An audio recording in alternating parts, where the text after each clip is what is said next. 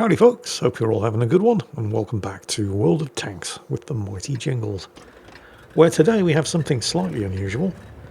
This is an assault mode battle. We don't see those too often. Assault mode is, well, it's nothing like random battle.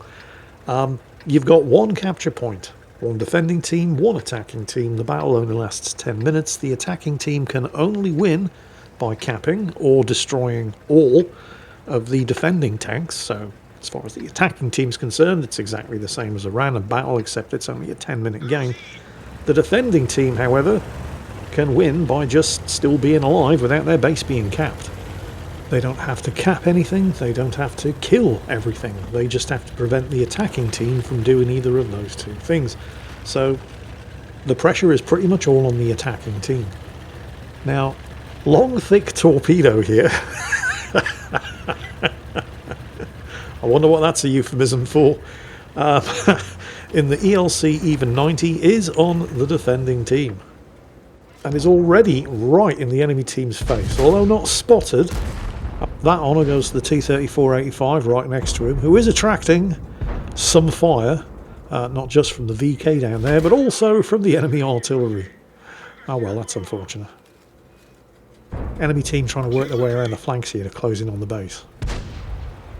Torpedo, of course, not dumb enough to actually pull the trigger and get himself spotted. Come on, team. Anybody? No? Okay, fine. Takes the shot himself, pulls back instantly, still takes a hit from the enemy Excalibur. Oh well, that was unfortunate, but the VK absolutely needed to die and nobody else on the team was going to do it. I think Tor is already figuring out that this game is going to be a bit of a struggle for him. Not just that he was the one who had to kill the VK, but also during all that time he's only got 330 spotting damage. Oh well, never mind. Still though, remember, it's not about the kills. It's not even really about the spotting damage because he's on the defending team and this is assault mode. They just have to stay alive and or prevent the enemy team from taking that cap. They don't have to kill everything, and there is no cap for them to take, so nice and easy does it. That name though, Long Thick Torpedo, that's just reminded me of something really funny. I mean, you can see he's doing his job here. Don't worry, I'll get on to the funny thing in a moment. You can see he's doing his job here. He's just spotting the flank and preventing enemy vehicles like the Conceiver over there. And well, we know there's an Excalibur because he was spotted and he did just hit Torpedo. But all Torpedo has to do is keep them spotted and prevent them from working their way around the flank. But anyway, on to the funny thing, Torpedo. So, as many of you are aware, I spent a fairly significant portion of my life serving in the Royal Navy. And in the Royal Navy, as in every other military service pretty much everywhere in the world, they do like to come up with inventive nicknames for people. Now, some of the nicknames in the Navy are, well, they're basically standard. Nobody has to think too hard to come up with a nickname for somebody whose surname is Watson. Because if your surname is Watson and you're in the Navy, your nickname is Soapy. And there are lots of surnames in the Navy that come with these pre-packaged, ready-made nicknames. Like for me, it was Bobby Charlton. And then you had other ones like, I mean, we've already mentioned Soapy Watson, you'd have Dinger Bell, you'd have Nobby Hall, you'd have Tug Wilson, and so on and so on and so on. But every now and then you get somebody who had an unusual surname and there wasn't a ready-made nickname for it. And that, of course, just means that people have to start getting creative, and oh boy, did they. So on board HMS Newcastle, there was a marine engineering mechanic, or an MEM, who went by the name of MEM Tor, T-O-R-R. His nickname was Pedo. You know, the abbreviation for paedophile, because Torpedo. Fantastic. Best nickname ever. Meanwhile, the Conceiver's sitting there on 61 hit points and, well, they're trying, but failing to kill him. Pedo here is going to go for it, and then he stops to think about it, because he doesn't really actually need to kill the Conceiver, and then the team suddenly start losing tanks. So he figures, screw it, one way to stop them working their way around this flank, and there's the Excalibur and the T-34-85, is to kill anybody trying to work their way around this flank. And this would have been absolutely perfect as he slimes on the brakes in order to get a side shot kill on the conceiver there, except he, well, hit the brakes just a fraction of a second too slowly. Good reactions from the Excalibur. He got a hit before he could get into cover behind the wreck of the conceiver.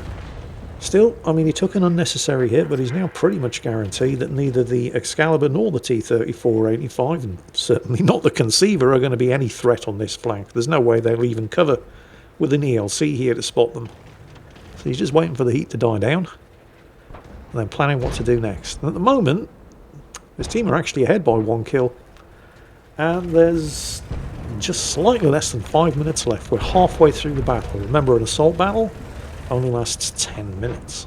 He's managed to respot the T-34-85, which is going to do absolutely nothing to encourage him to leave cover. This is good. Oh, he is actually moving. What's he doing?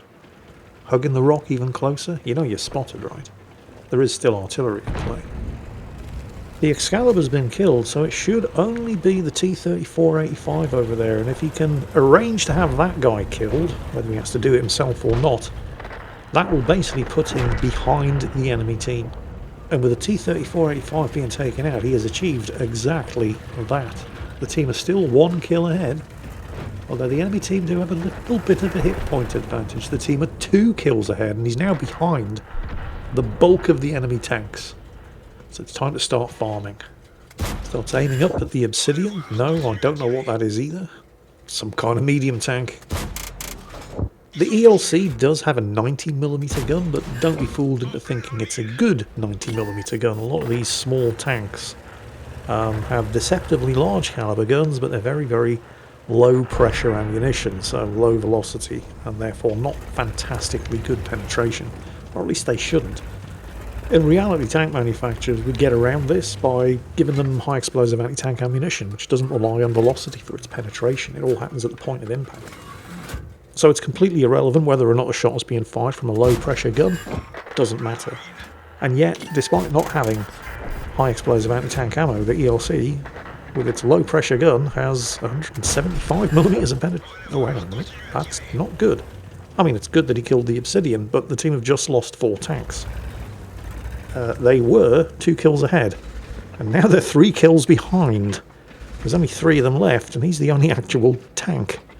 The other 2 survivors on the team are artillery, and given that the other 2 survivors on the team are artillery, they're probably not going to be surviving for too long.